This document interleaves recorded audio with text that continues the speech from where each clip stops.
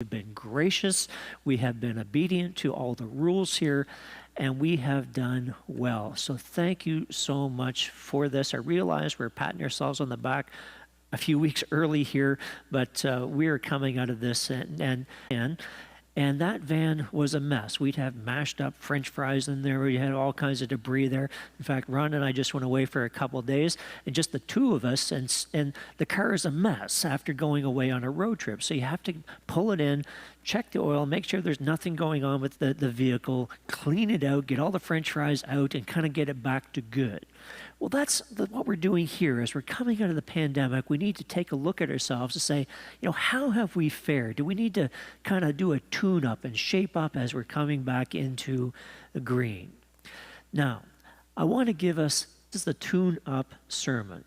And the scripture verse we're going to launch off here is Matthew chapter 11, verse 28 to 30, which says this: "Come to me, all who labor and are heavy burdened, and I will give you rest.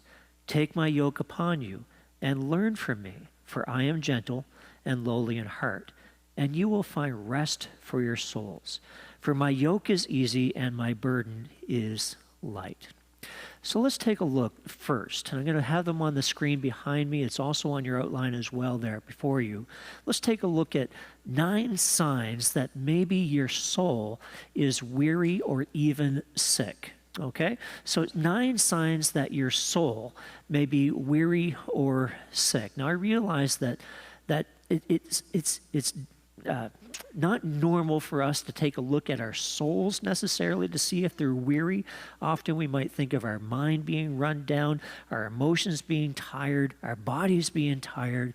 But today we're going to take a look at our soul. Now, we can find our soul's health by looking at exterior things. We can take a look at how our mind is working, how our emotions are working, to figure out how we're doing in our soul. So the very first symptom that maybe my soul is tired or weary or anxious or sick is that I'm full of fear and anxiety. That fear and anxiety are very common signs of a spiritual illness. Now, I need to stop right there. You may say, you know what, I deal with anxiety, and I myself deal with anxiety, and I realize there's a medical side to that as well. But there can be a spiritual side as well to that as well.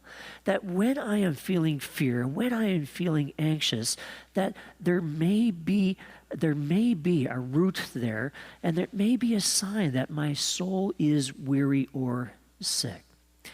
We would not feel fear and anxiety on some levels if we're in harmony with God. All right? So there's a sign. We live down on the Salisbury Road there, and I have to pass by the Seventh-day Adventists daily, and they have got a sign out right now that says, "Fear or faith, your choice." And that is, to a large degree, is very true, isn't it? That when I am feeling fear and when I am feeling anxiety, the number one stop I should have is at the feet of the cross with God. And just to check to say, God, are we doing okay? Am I okay? Is there anything in my life that we need to deal with? Is there something that you can shine a light on to make sure that some of the fears I'm dealing with and the anxieties I'm dealing with are not rooted in the fact that I don't have a close relationship with you right now? Our relationship is distant. Some causes of anxiety are that I'm just not right with God right now. Now, too often we miss this simple reason for a fear and anxiety, when the very simple way to deal with that is just going to God and just doing a spiritual checkup with Him, spending some time in prayer, spending some time with Him in the Word to make sure that, yes, you know what, we're okay, this is okay. Let's take a look at the second symptom. The second symptom of a weary or sick soul is that there's resentment and anger and blame coming out of me. That one of the first things that happens when my buttons are pushed is that I immediately go to the blame game. Or maybe I'm filled with resentment, or you know what, I've got anger here. We blame others for the circumstances in our life. We spend a lot of time dwelling on what maybe others have said or done to us. And so this is another symptom of a sick or weary soul. Maybe I spend my time fuming about things or negative thoughts that are just consuming my mind. And I spend time criticizing others and blaming others. I'm quick to judge and speak ill of others. This can be a sign of a weary or sick soul. Number 3, guilt, shame, and remorse. Guilt, shame, and remorse can be another sign that my soul is not where it needs to be. We may feel remorse and guilt over things that I have done, or maybe things that people have done to me.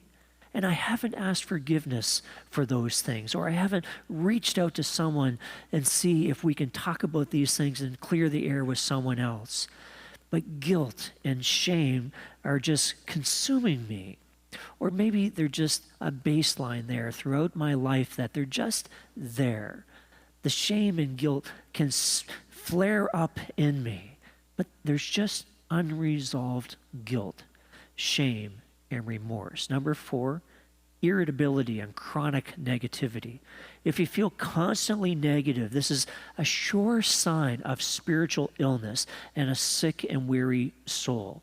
We find ourselves gossiping about others, and we're rooting our thought life in jealousy and envy about other people.